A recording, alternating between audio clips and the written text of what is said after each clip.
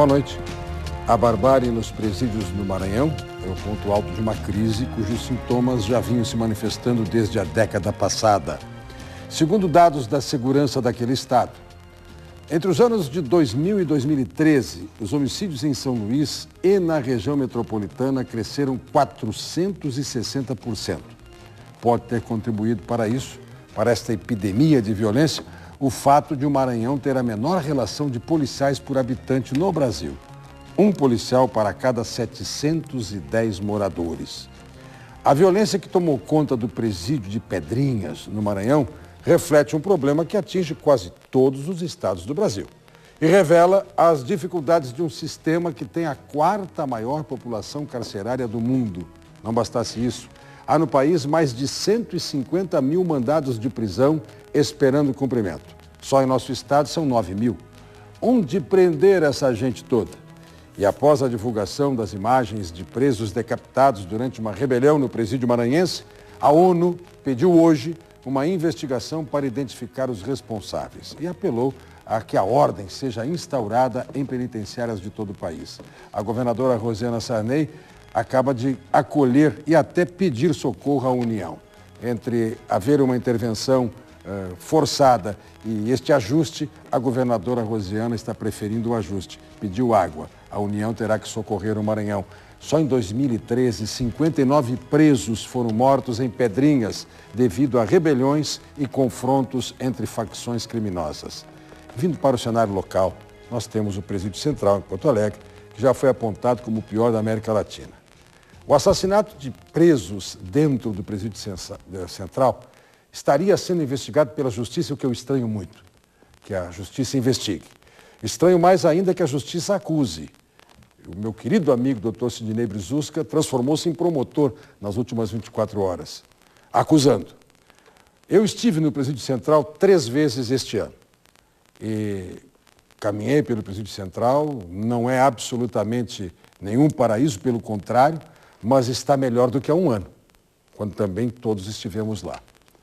E conversei com o Coronel Oswaldo, conversei com o Major Albuquerque, e estivemos editores, repórteres, comentaristas reunidos, verificando os dados do Presídio Central, e eles são de que não há nenhum homicídio há 1 ano e meio ou 2 anos para cá, cometido por presos contra presos. O doutor Brizuska informa que são presos que saem e morrem no trajeto do hospital ou na chegada do hospital, parada cardiorrespiratória, excesso de cocaína e morte por asfixia. Eu não entendi até agora se o doutor Brizuska está acusando o DML de fraudar os laudos cadavéricos ou se as coisas aconteceram de forma que fossem ludibriadas as perícias. De qualquer maneira, exumação então, doutor Brizuska. Inquérito policial, denúncia pelo Ministério Público e encaminhamento correto e adequado, como saberá fazer e muito bem feito o competentíssimo, claro, leal, honesto, brilhante magistrado doutor Sidney Brizuska. Justamente por ter todo esse conceito do doutor Brizuska é que eu fiquei assustado com as declarações dele. Segundo quem fiscaliza a prisão, que é justamente a Vara de Execuções Penais e o Ministério Público, pelo menos 12 pessoas poderiam ter sido assassinadas nos últimos 18 meses lá no Presídio Central. Para nós sabermos se o sistema penitenciário gaúcho é melhor que o maranhense ou estamos no mesmo quadro apenas que travestido, nós começamos mais um Conversas Cruzadas. As mortes são investigadas pela Vara de Execuções Criminais. Segundo um dos juízes responsáveis pela fiscalização das galerias, os detentos utilizam artifícios para assassinar rivais e encobrir os crimes. Os presos morrem a caminho do hospital, na maioria das vezes por ataque cardíaco, como se fossem vítimas de morte natural. Nós temos mortes, essas mortes então dessa forma mais mascaradas, são pessoas jovens que morrem de uma hora para outra, tá? Sem nenhuma lesão aparente. Quando você faz os exames depois, você percebe que aquela pessoa morreu de asfixia e que tinha cocaína no sangue. O juiz explica que o objetivo dos detentos é não chamar a atenção para os conflitos, evitando assim o reforço da segurança no presídio. A superlotação é outro problema. Hoje o número de presos no Central é mais do que o dobro da capacidade. É das situações mais degradantes conhecidas na América Latina e custeada pelo próprio Estado. Não existe uma solução que não passe pela reforma estrutural e por um investimento pesado nesse aspecto. A Organização dos Estados Americanos fez uma série de recomendações para tentar solucionar os problemas do presídio. O Estado tem até a próxima semana para apresentar um plano de melhorias. Em nota, o governo assegura que desde 2011 não há registro de assassinatos no Central e que a situação da cadeia deve ser resolvida até o fim do ano.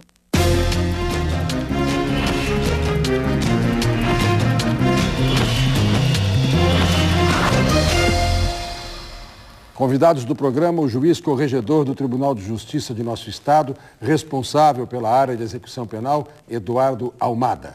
O superintendente da SUSEP, Superintendência dos Serviços Penitenciários do Estado, Gelson Trasleben. O representante da Associação dos Defensores Públicos do Estado do Rio Grande do Sul, Miguel Seade Júnior. E o secretário em exercício da Segurança, Juarez Pinheiro. Conversas Cruzadas tem o patrocínio de Funerárias Reunidas, parcelamento em até 12 vezes no cartão de crédito. Sistema Fecomércio, com você, a gente faz a economia girar. Ambientes de linha, aqui você vive. E HSM PUC-RS, inovação e qualidade na educação executiva. A Interativa vai estar à sua disposição. Você pode responder a esta indagação. Para solucionar o drama penitenciário no Brasil, você proporia construção de presídios ou novas penas alternativas? Ligue para 8401-0360. Opção 1, você entende que não adianta, temos que ter mais vagas, construir cada vez mais presídios. Ou opção 2, como há 30 anos, lá em 84, os gênios do Congresso resolveram fazer a lei de execução e reformar o Código Penal, criando regime progressivo, que é correto, diga-se de passagem, de fechado para semiaberto para aberto e penas alternativas, prestação de serviço à comunidade, restrições de fim de semana e outras. Você proporia mais penas alternativas, diminuindo o fluxo de pessoas para as cadeias? É a sua participação, além do nosso e-mail, conversas.cruzadas@tvcom.com.br. Ou então, nos siga no Twitter, @conversacruzada, no singular. A opinião do telespectador tem o patrocínio de Grupo Dielo, soluções integradas em serviços de segurança. Meu carinho, meu respeito, meu aplauso, doutor Sidney Brizuska, eu sei que o senhor está na audiência. Doutor Almada, o doutor Brizuska vai mudar de prédio, vai passar para as torres do Ministério Público, é um brilhante promotor que nós descobrimos agora. Boa noite. Boa noite, Brito. Boa noite, companheira de bancada. O que, na verdade, Brito, deve ser esclarecido é que toda essa questão tem uma história. E essa história é que não está sendo contada. Então, se tu me permitires, eu me autorizo a contar essa história. O que acontece é o seguinte, ó, visando diminuir o número de mortes no sistema prisional, o juízo da fiscalização tem um telefone funcional. Uhum. Sempre que um preso morre, esse telefone toca. Uhum. Aí se determina que um agente do NIJ ou até o próprio Sidney vá até o local, fotografa. NIJ é núcleo de inteligência judiciária. Tá. São seguranças que o doutor Sidney conta e que a gente conta também. Bom, então esse é um dado que, se não é novo, pelo menos não é tão frequentemente trabalhado. O Exato. Judiciário investiga, sim. Sim, porque a grande questão que se tem é que se tem muitas mortes no complexo prisional, charqueadas e outros locais. Como é que fica... E essa investigação pela polícia é muito difícil. Como é que fica o investigador depois julgar? Mas o doutor Sidney, no caso, ele só tem, na época, só tinha o juizado da fiscalização. Uhum. Essa era a responsabilidade dele. Então, retomando aqui um pouco a história. Então, ele vai lá, fotografa o preso e verifica, como ele comentou na entrevista, que é uma pessoa de idade jovem, não tinha histórico de problemas de saúde, de boa complexão, que de repente morre por um motivo médico. É como ele contou ali, de repente o preso bate a galeria do Central e diz que tem uma pessoa passando mal, e essa pessoa é levada ao hospital ou pronto-socorro e morre lá ou morre no caminho. Então é uma morte que, em princípio, merece ser esclarecida. Então, o que o doutor Sidney faz? Num primeiro momento, vai lá, fotografa, verifica que a morte é estranha e pede a perícia, se a perícia não for sair normalmente. E, além disso, ele promove uma oitiva, ou por ele ou pelos agentes, de familiares e de presos. E várias dessas circunstâncias, alguns meses depois, quando vem a perícia, foi constatada essa questão da cocaína no sangue. Tem um laudo, por exemplo, que o preso foi dado morto por essa razão, nessa condição, que depois, quando a perícia veio, foi constatada a cocaína no sangue e foi constatada que ele tinha falecido e vindo a óbito por asfixia mecânica. E neste caso especificamente... Só para ser bem claro com o que disse o doutor Sidney, ele não referiu asfixia mecânica, ele referiu asfixia. Sim, certo. Então, Ou seja, não há sinais externos de estrangulamento, não. assim. Correto. Tá. Fizeste a correção que deveria ser feita. Então, esse preso, no laudo, o perito atesta que ele morreu por asfixia e que tinha a questão da droga no sangue. Bom, esse ouvidas as testemunhas, presos e familiares, se teve depoimentos que puderam ser colhidos formalmente. E esse caso tem um processo que tramita na vara do Tribunal do Júri de Porto Alegre. Existem, então, esses outros 12 casos que estão nessa área limítrofe. Eles saem do sistema prisional com problemas de saúde e mais adiante se pede a perícia, ou ela vem naturalmente, e se constata esse excesso de droga no sangue. E daí o preso vem a óbito ou por questões pulmonares ou por questões cardíacas, mas talvez aí o perito não teve condições de verificar, se foi por conta desse excesso de substância entorpecente que foi encontrada dentro do sangue. De qualquer maneira, este excesso já caracteriza um drama, que é o uso de droga dentro da cadeia, o que não é novidade. Muito bem. Revólver, telefone e cocaína tem tudo que é cadeia. Certo? Sim. Muito bem. E até telefone eu tenho uma tese, tem que dar um para cada um. A polícia só investiga escutando. Então dá um telefone para cada preso, monitorado 24 horas, não tem mais crime.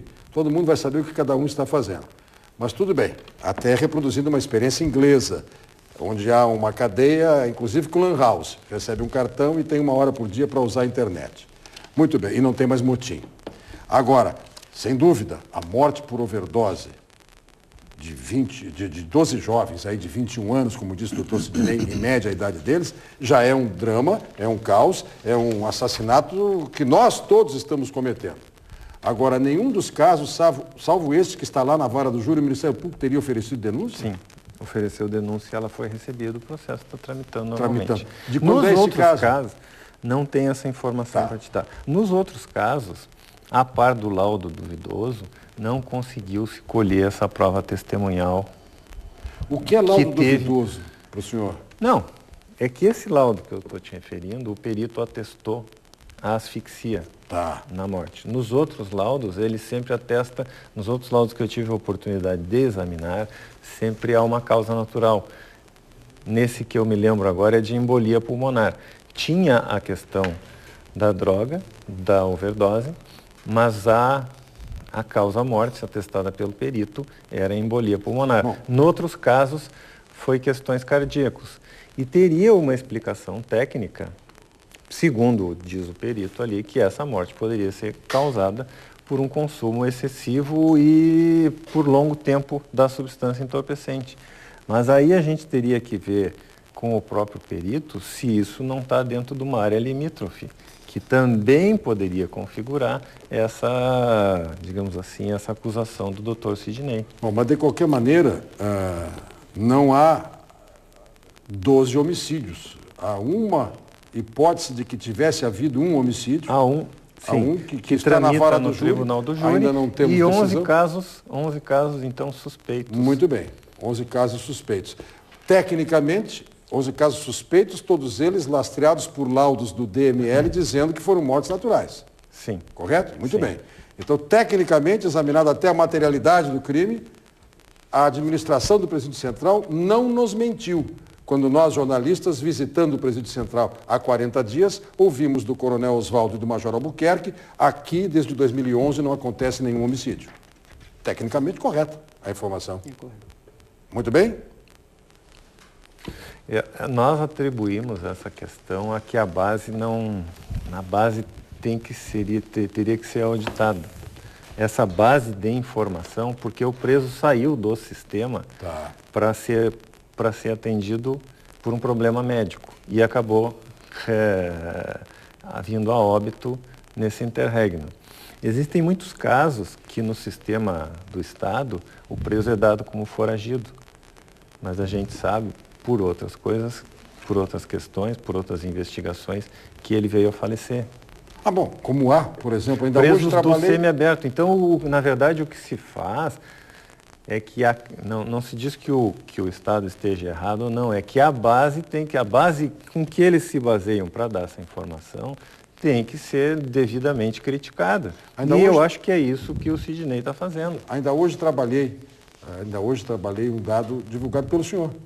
Os 9.000 mandados de prisão que estão aí em aberto e que não se sabe quando serão cumpridos. E eu fiz uma observação. Disse, olha, são 9.000 que na verdade são menos, com certeza. Eu aposto que tem gente com mais de um mandado na rua. É muito comum que o cara tenha um processo em Itabaí, outro em Pelotas, mais um em Bagé, e tem mandado de prisão para tudo que é lado.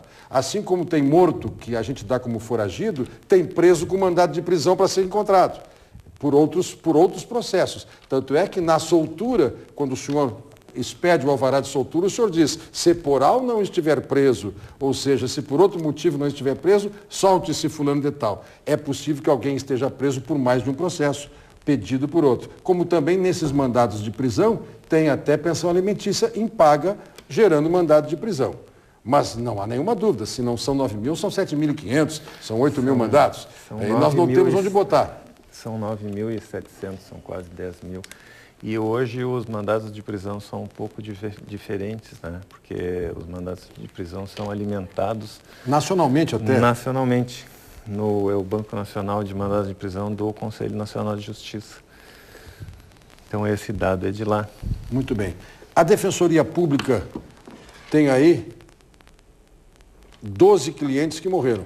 Eu digo com certeza porque os que estão recolhidos às cadeias são a grande clientela da Defensoria Pública do Rio Grande do Sul. Sim, Brito, boa noite a todos. Quero dizer que entre uma das atividades da Defensoria Pública é a questão dos direitos humanos, que ficou consagrada no novo Estatuto da Defensoria, a obrigação que o legislador nacional deu para que os defensores tivessem essa atribuição. E nós nos preocupamos muito com a questão do Presídio Central. E quero dizer a todos os familiares desses presos que procurem a Defensoria Pública para que possamos, então, ingressar com as ações indenizatórias contra o Estado, como já fizemos em outras oportunidades, já estivemos aqui também, aqui no Conversas Cruzadas, em razão também das ações que nós entramos contra o Estado pela falta de fiscalização ou por essas mortes ocorrerem, lamentavelmente, lá dentro do sistema.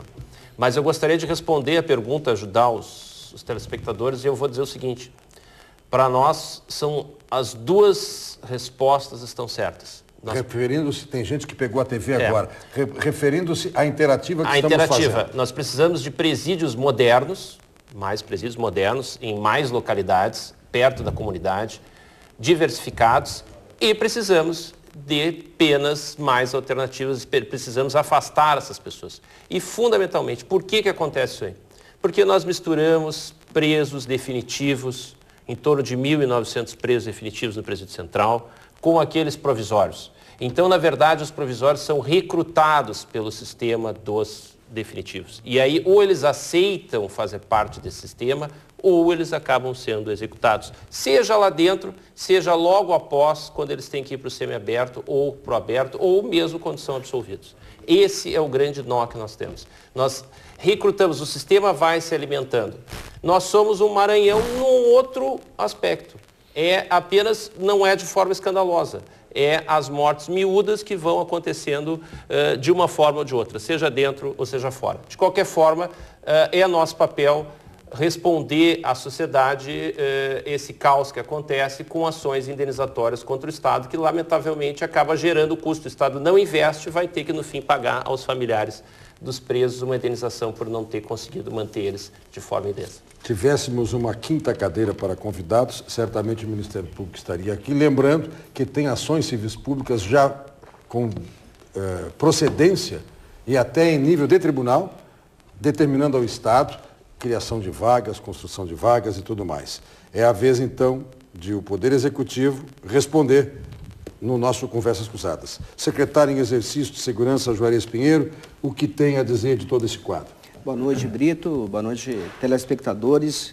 Boa noite, nossos companheiros de mesa. Bem, de plano, preliminarmente, seria leviano nós querermos comparar a situação do Maranhão com a situação carcerária, com a situação do Rio Grande do Sul. E vou dizer por quê.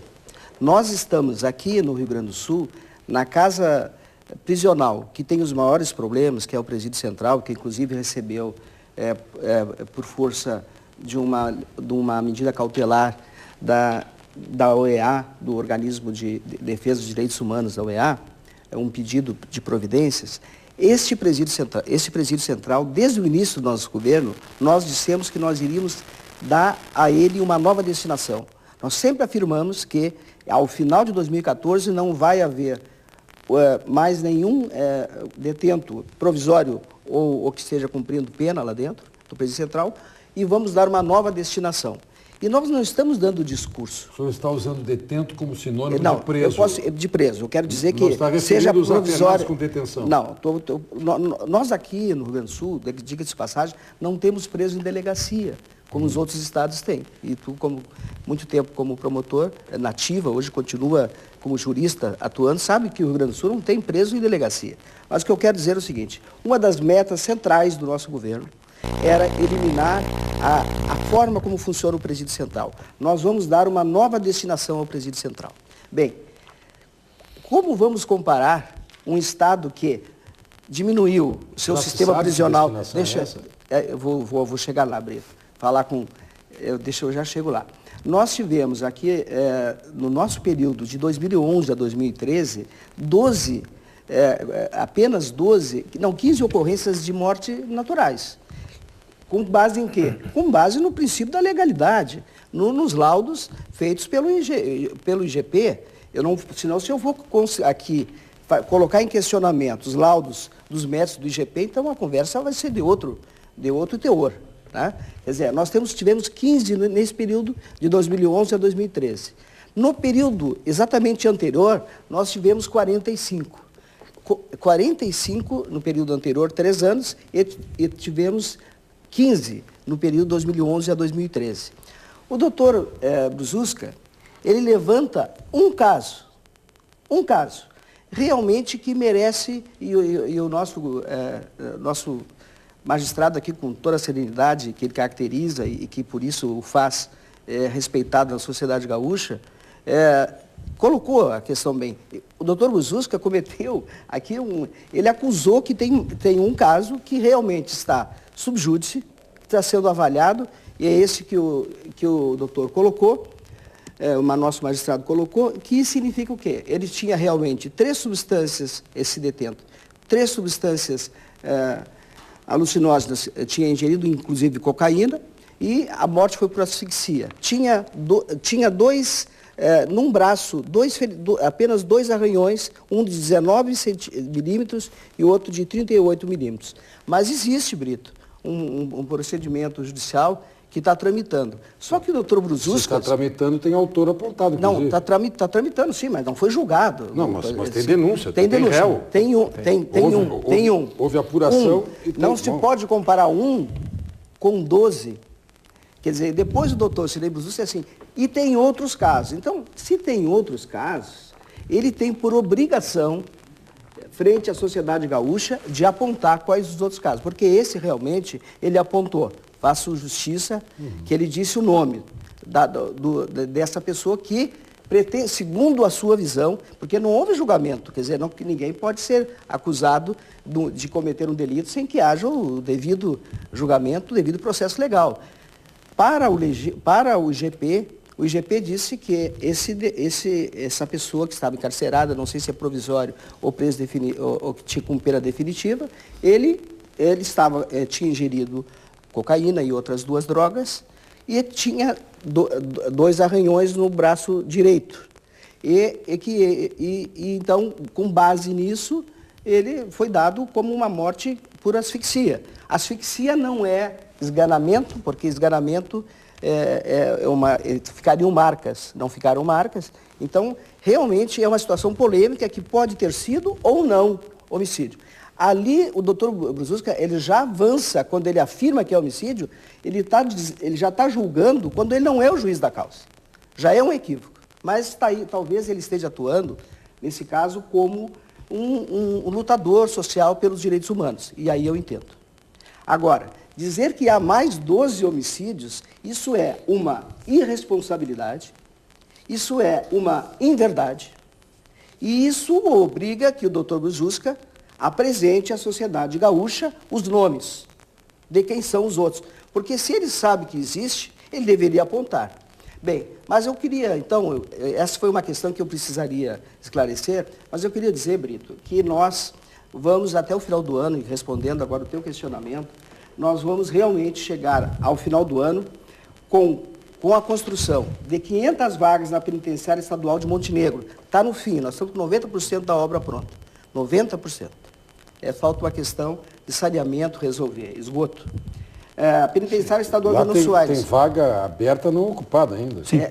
Tem 500 vagas. Nós temos que resolver um problema lá, final da obra. Eu estou falando em presídios, não que nós vamos fazer com um discurso filosófico, não, que estão sendo construídos e que vão ficar prontos, eu estou dando a data. Penitenciária Modular do Estado de Montenegro, 500 vagas. Penitenciária de Nuno Soares, está 95% pronto, 529 vagas. Modulada de Charqueadas, 250 vagas. Todas penitenciárias, sim, onde se espera sejam remetidos condenados. Condenados, correto. Muito bem. Penitenciária Estadual de Canoas, está em andamento, deve estar... 43% pronto. 393 vagas. Penitenciária Estadual de Guaíba, que é uma penitenciária que estamos construindo com convênio com o DEPEN. Próximo da feminina que tem ali? Do lado. Ao lado. 672 vagas, será entregue em novembro.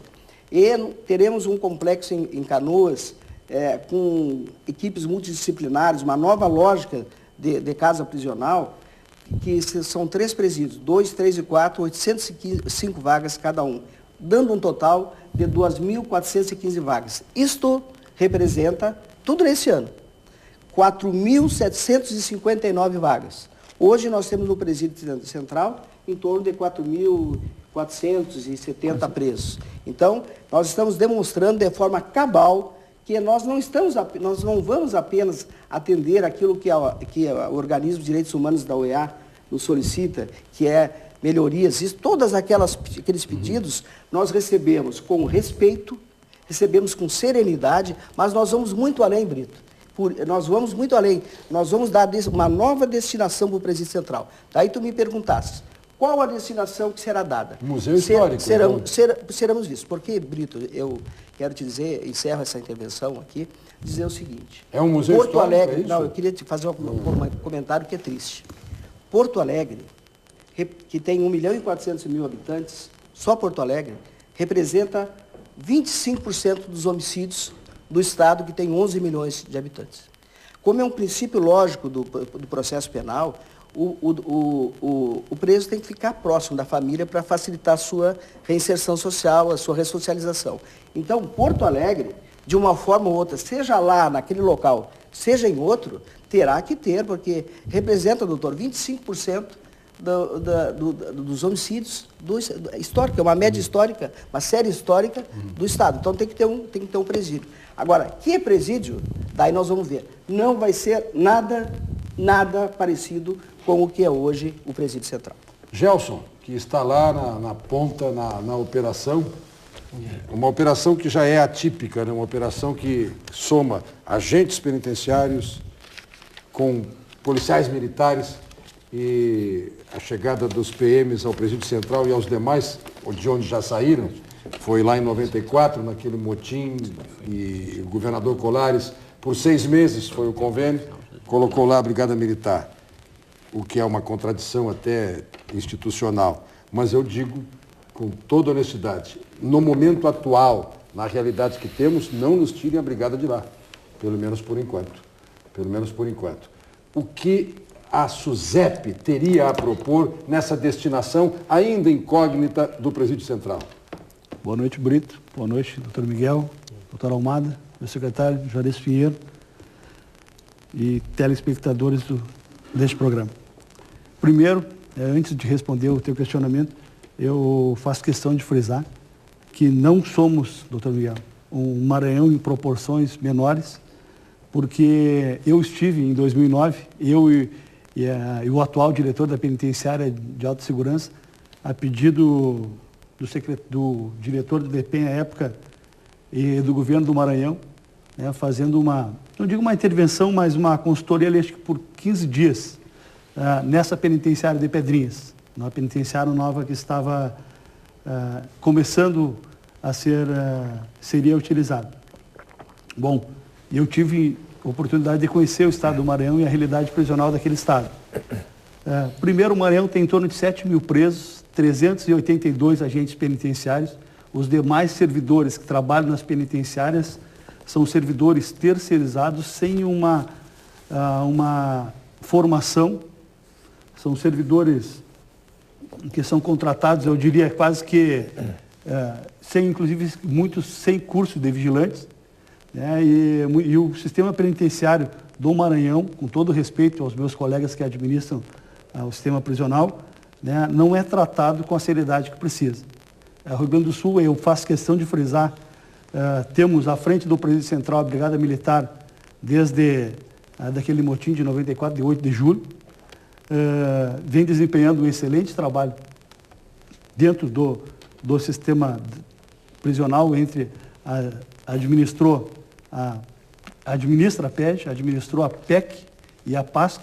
Né? Hoje essas duas casas são administradas pela SUSEP por agentes penitenciários e ainda continua administrando o Presídio Central de Porto Alegre. Então, com certeza e convicção, eu digo que são distintas as realidades. Fora isso, né, temos o Estado do Rio Grande do Sul, agentes penitenciários e servidores penitenciários administrando as demais casas do Estado, que são ao total de 98 casas.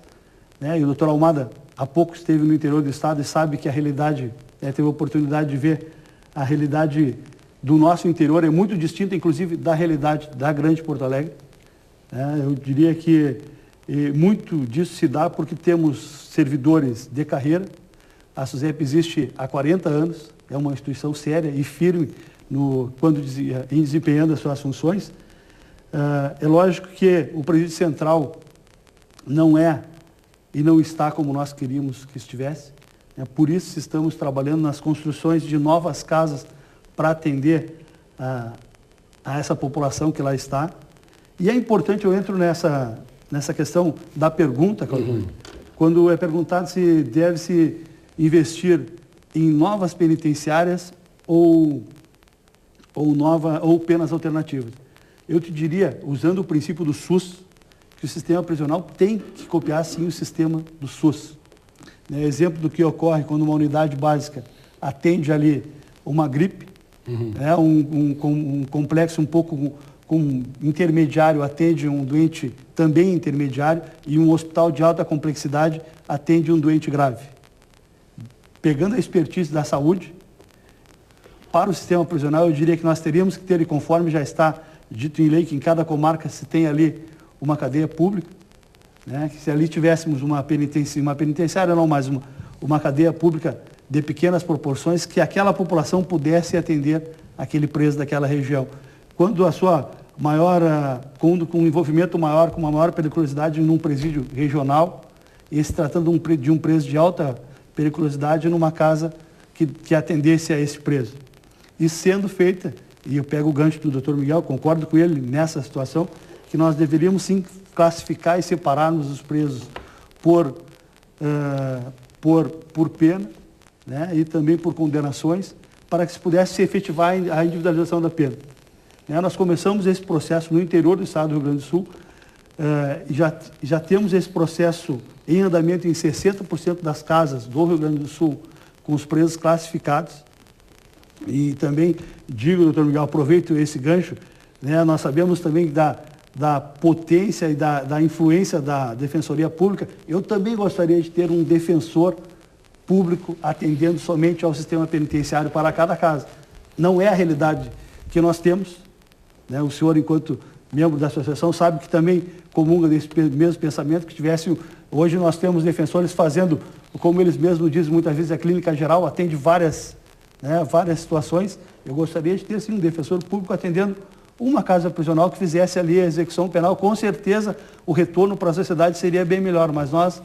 Já que tu falaste no SUS, é de extrema relevância o trabalho que a Defensoria Pública tem feito para conseguir medicamentos para as pessoas. Ainda hoje tivemos um clamor aqui, que eu vou até passar ao doutor Miguel para me socorrer da Defensoria Pública.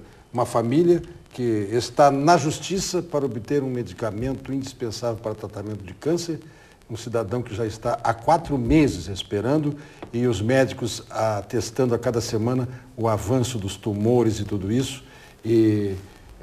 Então a recomendação que eu quero fazer é que procure a Defensoria Pública. Esteja já em andamento uma ação judicial ou não, eu vou assumir aqui esse compromisso com o doutor Miguel. Os defensores públicos vão olhar isso de perto.